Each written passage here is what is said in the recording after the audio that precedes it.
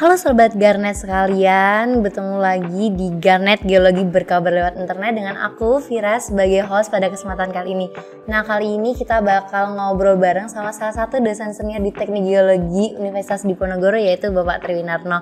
Nah, tapi sebelum kita lanjut ngobrol-ngobrol lagi nih, buat Sobat Garnet semua, jangan lupa kalian belum subscribe channel Garnet sekarang juga, dan juga nyalain tombol loncengnya supaya kalian semua tidak ketinggalan konten Garnet selanjutnya. Nah, ini di samping saya udah ada Bapak Triwinarno. Mungkin Bapak bisa sapa-sapa Sobat Garnet dulu, Pak, di rumah. Halo Vira dan sahabat pemirsa Garnet sekarang. Iya. Mudah-mudahan kabar baik semua ya. Amin. Baru saya mau nanyain kabar nih, Pak. Gimana Pak kabarnya hari ini, Pak? Baik sekali Vira, terima kasih. Luar biasa. Alhamdulillah ya Pak. Nah mungkin untuk kesibukannya nih Pak, kalau boleh tahu selain tentunya menjadi seorang dosen ya Pak di Teknik Geologi, untuk Bapak sendiri saat ini kesibukannya sedang menjalankan apa Pak mungkin? Kalau sekarang kita lagi istirahat aja. Mungkin karena setelah UAS ya Pak? Kemarin memang banyak aktivitas setelah UAS, koreksi tugas, ujian dan sebagainya, dan itu benar-benar menguras energi. Jadi mungkin untuk beberapa hari ke depan kita butuh istirahat sejenak untuk mengumpulkan energi gitu Fir, supaya nanti kita udah bisa fight lagi untuk aktivitas kita selanjutnya, karena memang banyak tugas-tugas kita ya. Benar Pak, setuju banget Pak. Saya seorang mahasiswa juga ada butuh charging energi nih Pak. Betul sekali. Saya tiduran mulu di rumah sebenarnya habis UAS. Nah, berbicara juga tentang UAS, masih pengen istirahat juga gitu. iya. Tapi kita bakal ngobrol banyak sama Pak Tri nanti. Nah, berbicara tentang UAS nih ya Pak, ya kan ujian akhir semester ini merupakan tingkat bisa dibilang akhiran dari semester gitu, untuk kita ke jenjang selanjutnya, semester selanjutnya. Nah, dari Pak Tri sendiri selama satu semester ini Pak, semester genap, kesan pesan apa sih Pak yang Bapak dapat sampaikan, mungkin dalam mengajar mahasiswa-mahasiswanya atau dalam bekerja sama dengan dosen dan lain sebagainya? Silakan Pak.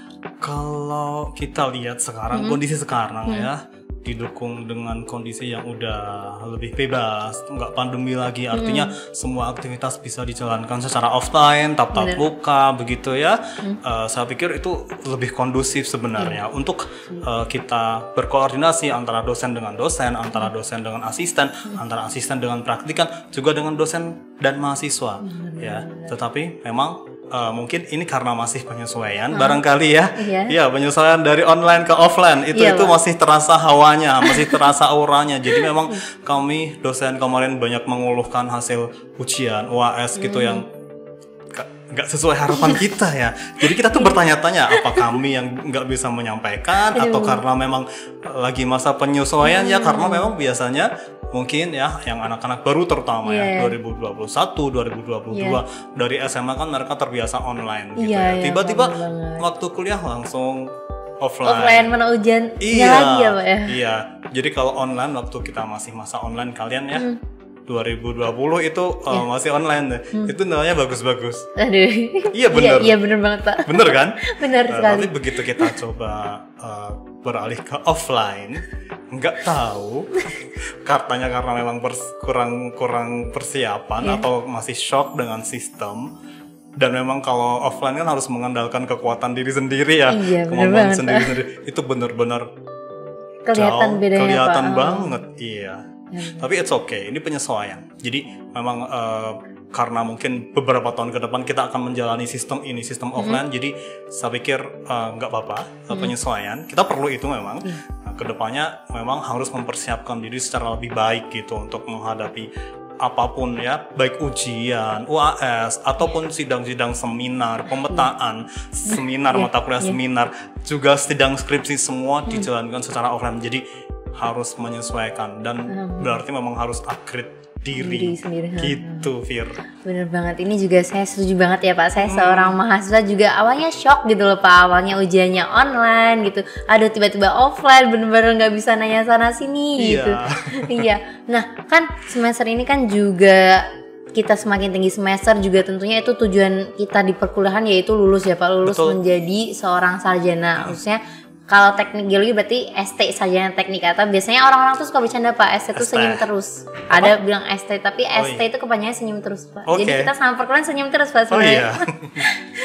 Nah, di teknik geologi sendiri itu mungkin banyak yang udah tahu ya Pak, kayak bidang karir yang diminati dan populer bagi mahasiswa tingkat akhirnya, terutama di bidang pertambangan, mineral logam dan juga sektor oil and gas ya Pak. Betul sekali. Nah, tapi apakah cuman itu doang karir yang emang nantinya menanti bagi lulusan teknik geologi? Ternyata enggak. Ternyata menurut Career Explorer terdapat top 5 karir bidang geologi di dunia ini. Yang pertama yaitu tentu saja seorang geologis, kemudian bisa menjadi seorang konsultan lingkungan, yang ketiga pada bidang pertambangan, yang keempat yaitu bidang akademisi, dan yang kelima menjadi seorang vulkanologis. Ini tuh artinya banyak banget emang peluang kerja yang dapat kita ambil sebagai seorang lulusan teknik geologi seperti itu ya Pak. Iya, betul nah, sekali Vira. Kali ini Sobat Garnet kita bareng-bareng kita bakal mengulik lebih lanjut tentang peluang karir yang dapat dikejar oleh lulusan teknik geologi untuk memulai meniti karirnya dan berkembang di bidang tersebut Pak. Nah oke Pak Trina, mungkin kan juga tadi udah disinggung bahwa kita populernya itu mahasiswa minatnya di oil and gas, di dunia pertambangan. Nah sebenarnya kan untuk teknik geologi kan gak cuma di Universitas Diponegoro ya Pak, di Indonesia tuh banyak banget ya Pak lulusan itu juga. Persaingannya gak cuma teknik geologi doang nih Pak, ada yang dari teknik pertambangan, teknik perminyakan. Jadi untuk ke sektor pertambangan dan perminyakan ini pasti lebih ketat banget gitu persaingannya.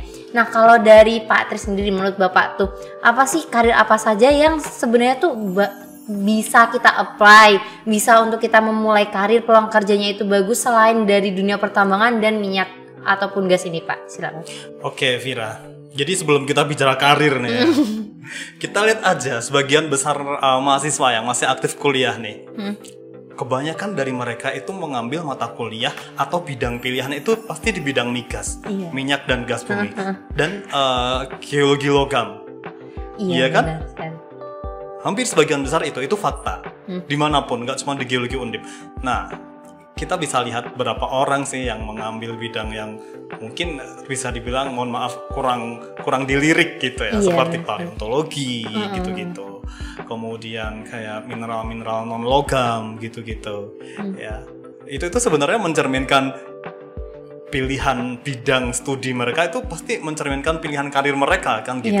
Tetapi faktanya di luar sana, yaitu tadi yang seperti Vira bilang, ya semua orang mengincar sektor migas, semua orang pengen bekerja di Pertamina, semua orang pengen bekerja di Antam, perusahaan minyak gas bumi, kemudian perusahaan tambang logam yang memang secara ekonomis ya, secara pendapatan ya itu memang bisa dibilang lebih tinggi begitu. Menggiurkan sekali Pak itu. Iya, menggiurkan sekali. Itu nggak salah. Memang salah satu kita bekerja kan memang untuk itu nggak munafik ya. Tetapi kalau semuanya pergi ke sana, terus gimana? Persaingannya akan banyak, kemudian juga yang diterima itu relatif sedikit. Nah, kenapa nggak melirik bidang yang lain? Ada banyak bidang geologi yang tadi sudah Vira sebutkan, ya. Salah satu yang memang yang sebenarnya itu banyak dibutuhkan dan itu sangat bersentuhan dengan kehidupan kita sehari-hari ya, itu adalah mineral industri atau mineral non logam. Mineral non logam atau kita bilangnya mineral industri, bahan galian industri. Banyak sekali industri-industri di luar sana, bukan cuma industri migas, bukan cuma industri logam, ya, tetapi ada industri-industri seperti industri semen, kemudian industri keramik, kemudian industri refraktori, kemudian industri farmasi bahkan, atau kosmetik bahkan. Dan itu semua membutuhkan bahan-bahan yang kita sebagai geologis itu menjadi suppliernya, kita menjadi penyedianya begitu. Jadi kenapa nggak melirik ke sana? Ya, itu salah satunya di bidang mineral industri, mineral logam, di mana memang banyak industri yang itu juga yang membutuhkan geologis juga gitu. Kemudian seperti halnya bidang-bidang yang lain seperti batu mulia. Batu mulia itu sebagian besar yang bergerak di sana malah orang-orang bukan geologi loh. Iya. Gitu ya, padahal kita secara genesa tahu, secara keterlibatan tahu. Mungkin kita bisnisnya aja yang nggak tahu ya.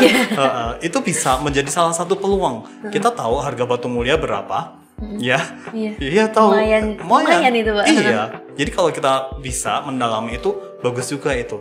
Terus yang sekarang belakangan ini memang mungkin lagi banyak berkembang dan saya pikir banyak juga mahasiswa geologi Undip yang mulai tertarik. Beberapa di antaranya mengambil tugas akhir tentang geowisata.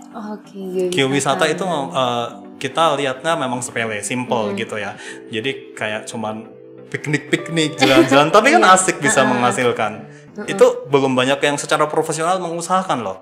Jadi apalagi kalau di daerah-daerah asal kalian ini ya punya potensi wisata yang berkaitan dengan geologi yang belum dilirik ataupun yang belum dipublikasikan karena memang mungkin ketersampaian daerahnya memang masih susah gitu masih ya, susah biasanya kan ya. Ya. Itu bisa menjadi peluang loh. Ya kita bisa mendata, kemudian membuat data-data lah tempat-tempat geologi yang berbasis objek geologi tapi mempunyai keindahan yang bisa dikembangkan. Why not? Kenapa tidak? Gitu. Dan itu cukup menjanjikan. Itu sekarang sedang trending banget di mana-mana. Gitu. Ya geowisata ya Pak. Iya. Belum lagi peneliti yang tadi saya bilang ketika kita mengambil mata kuliah seperti paleontologi tentang ya makhluk-makhluk kecil-kecil gitu. Itu kan jarang ya. Tapi penyelidik bumi itu juga banyak dibutuhkan gitu. Jadi kita bicara meneliti mungkin fosil pada masa lalu, kemudian meneliti tsunami di masa lalu, serta kejadian-kejadian sejarah perkembangan bumi itu banyak dibutuhkan dan hanya kita sebagai geologis yang bisa. Kenapa enggak? Kenapa enggak melirik yang ke sana? Kebanyakan kalaupun kita misalkan menjadi katakan PNS ya, itu pasti memilih yang bukan bidang itu gitu ya. Iya sih, benar-benar sekali. Iya, gitu, padahal itu peluang, Vira. Iya.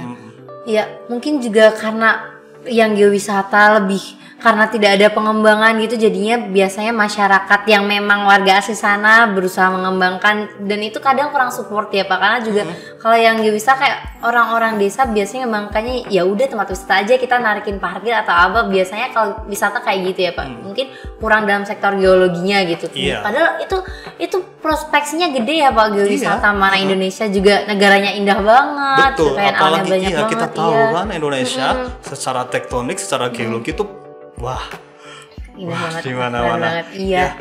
Nanti kalau stage awal memang kita ngumpulin data-data dulu, geosite, kemudian geoheritage gitu. Mana tahu nanti bisa berkembang menjadi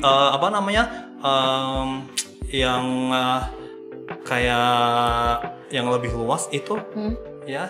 Jadi cagar geologi yang diakui UNESCO gitu-gitu ya gitu, itu akan benar-benar akan mendukung perekonomian di sekitar wilayah kita, kayak itu yang cagar kars Pegunungan Sewu di Pegunungan Selatan gitu salah satunya. Support ekonomi untuk sekitar jadinya Pak ya, benar sekali. Meskipun memang untuk kesana memang nggak mudah, tapi kan bisa dirintis dari yang kecil-kecil gitu. Nah, terus sebenarnya juga tadi juga sempat disinggung ya Pak, kalau emang yang kita lirik itu terkait dengan gajinya ya. Betul. Ya emang itu bener tujuan buat kerja sebenarnya menghasilkan uang yang besar ya Pak. Nah, kita juga tahu kayak di minyak itu bisa 2 digit dan lain sebagainya, itu bener-bener kalau buat masuk wah pengen banget ke situ biar dia bisa makmur gitu istilahnya. Nah, tapi sebenarnya ya Pak, selain di bidang yang tadi ya tambang logam maupun dengan bidang minyak dan gas, sebenarnya tuh kalau kita berkarirnya di luar bidang itu tuh apakah karena gajinya kecil itu yang nyebabin kurang diminati sepertinya, atau gimana ya Pak sebenarnya? Ya mungkin stigma dulu kali ya. Jadi kalau orang geologi ya kerjanya di minyak. Iya. Kalau orang kerja, kalau orang kuliah geologi ya kerja di minyak, kalau nggak di batu bara, kalau nggak di tambang emas gitu-gitu, ya, tembaga gitu misalkan. Ya tetapi itu nggak salah, benar-benar ya sebagian orang pasti arahnya ke sana karena ya itu tadi penawaran gajinya, salary yang memang menggiurkan gitu. Tetapi banyak itu tadi sektor-sektor yang sebenarnya potensial dan itu benar-benar sangat dekat dengan lingkungan kita sehari-hari ya. Jadi terutama mineral-mineral industri, Vira. Itu kan sepele banget. Batu belah, andesit, granit, marmer, kemudian lempung ya, berbagai jenis lempung kaolin, kemudian bentonit ya. Itu memang kalau kita lihat harga pasaran itu kecil. Tetapi kalau kita misalkan dari yang kecil-kecil itu kita bisa punya istilahnya kita punya CV sendiri, perusahaan sendiri kecil-kecilan gitu ya. Kita punya beberapa wilayah izin tambang yang lumayan, itu nggak kalah loh penghasilan kita dengan orang-orang yang bekerja di minyak. Gitu ya, Pak? Iya betul. Jadi kayak misalkan tambang felspar misalkannya, itu kan banyak banget dibutuhkan di industri keramik, industri kaca gitu-gitu ya. Kalau kita punya satu wilayah izin tambang, satu bukit, satu pegunungan, satu wilayah area itu habis berapa tahun?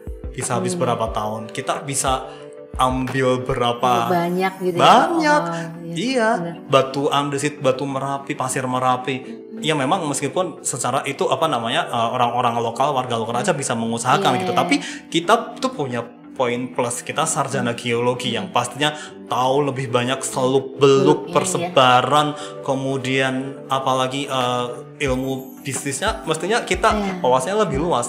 Dan itu pasti meskipun istilahnya mengumpulkan sedikit demi sedikit dulu ya, Pak. Tapi kalau di total nggak kalah sebenarnya sama yang bekerja di minyak misalkan.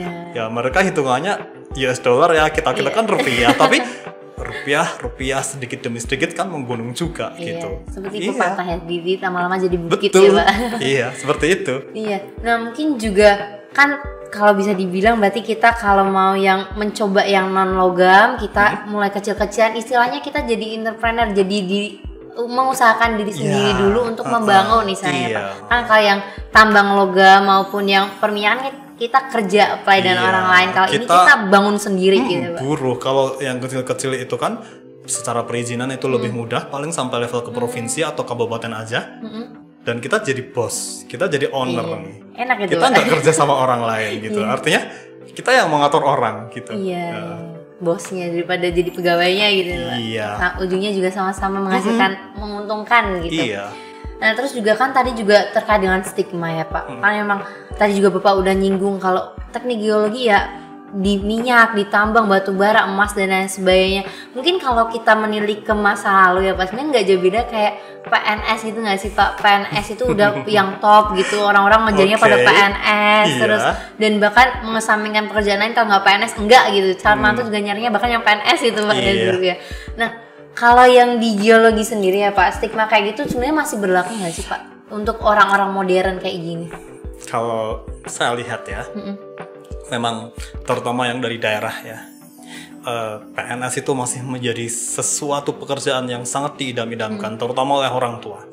Karena dengan menjadi PNS itu apapun, di departemen apapun, di kementerian apapun, itu gengsi, strata sosial itu otomatis langsung naik begitu ya. Meskipun ya nggak tahu beratnya jadi PNS kayak apa, mereka nggak tahu. Tapi kalau udah jadi PNS itu keren habis gitu ya, top habis gitu. Iya ya, bahkan ada sering kan orang itu sering buat lelucon gitu, PNS itu menantu idaman, ya enggak? Benar sekali, benar sekali. Tapi yang perlu diingat Vira, sekarang saat ini beberapa kementerian itu sudah mulai mengurangi atau bahkan memberhentikan sama sekali perekrutan PNS. Ya enggak? Tahu enggak? Jadi kayak Kementerian Pendidikan, ya kayak di universitas ataupun sekolah-sekolah gitu kan sering ada guru PPPK itu ya. Iya, pegawai pemerintah dengan perjanjian kerja. Jadi mereka memang bukan honorer itu, tapi memang pegawai tetap tapi dengan perjanjian kerja, artinya statusnya tuh memang seperti PNS tapi nanti mereka nggak dapat pensiun gitu. Itu di sini juga seperti itu, di beberapa kementerian yang lain juga seperti itu. Di Kementerian Kesehatan juga sepertinya seperti itu. Jadi mereka rekrutmennya itu bukan PNS lagi gitu. Rekrutmen dokter rumah sakit itu PPPK, pegawai pemerintah dengan perjanjian kerja, dosen juga, dan pegawai-pegawai di kementerian juga mulai seperti itu. Nah, itu perlu dipertimbangkan juga gitu. Artinya PNS jangan jadi satu-satunya incaran, nanti aku lulus harus jadi PNS. Enggak kayak gitu. Masih banyak peluang yang lain di bidang yang lain yang lebih menjanjikan kok. Iya, tadi juga udah Iya. banyak disinggung sama Bapak ya. Betul, Kayak kita iya. ngediriin CV sendiri itu Betul. malah lebih luasa kitanya, kita jadi bos, bisa ngatur semuanya, nggak jadi apa ya istilahnya, Gak jadi budak korporat. betul sekali. Bagaimanapun menjadi bos, menjadi owner itu lebih enak pasti. Bener sekali, Iya. saya setuju Pak. Nah mungkin kalau pesan-pesan Bapak nih untuk mahasiswa, mungkin mahasiswa fresh graduate atau mahasiswa tingkat akhir khususnya di teknik geologi sendiri Pak, terkait dengan karir yang nantinya bisa mereka kerjakan, itu mungkin Bapak dapat sampaikan. Yang pasti kalau dari saya sendiri, lihat potensi diri dulu lah. Iya. Potensi dalam, kita harus sadar diri dengan potensi dan kemampuan kita gitu. Ya, baik potensi akademik ataupun hal-hal yang lain. Ya, jadi nanti kita bisa menyesuaikan mau apply kemana gitu. Kalau memang masih tertarik bekerja di migas, di logam, it's okay, nggak salah. Tapi ya itu tadi, harus siap dengan segala kemungkinan. Artinya kemungkinan untuk ditolak, karena yang melamar pasti juga lebih banyak dibanding yang diterima Iya, gitu. benar-benar. Dan kalau sudah seperti itu ya mau nggak mau kita harus menjalankan plan B, istilahnya kayak begitu. Entah mau menurunkan grade kita, melamar ke perusahaan-perusahaan yang lebih kecil untuk mengembangkan kemampuan diri dulu, it's okay, boleh. Nanti setelah kita bisa menyerap ilmu, bisa tahu bisnisnya kayak begini loh, cara operasionalnya kayak begini loh. Kayak tadi bisa bikin CV sendiri, yang kita mulai kecil-kecilan dulu deh, dari mengolah tambang-tambang tanah uruk, pasir, andesit atau feldspar, nanti berkembang lagi lebih luas. Itu pasti bisa banget gitu. Iya. Jadi yang pertama kita harus sadar potensi diri dulu ya Betul, Pak. Kita mampunya di bidang apa, jangan istilahnya ngikut-ngikut temen gitu. Betul sekali. FOMO dengan temennya Itu gitu. banyak sekali yang kayak begitu. Iya. Teman-teman saya, bahkan saya sendiri sempat Bapak kayak gitu. Terus juga yang kedua, kita mempunyai plan lain ya Pak ya, nggak harus di misal di minyak kita harus dapetin itu, akhirnya ntar kita membuang masa-masa kita ya Pak ya, akhirnya nunggu itu digantungin. Kita harus punya rencana lain gitu ya. Iya, masa-masa tunggu kerja itu pengaruh loh.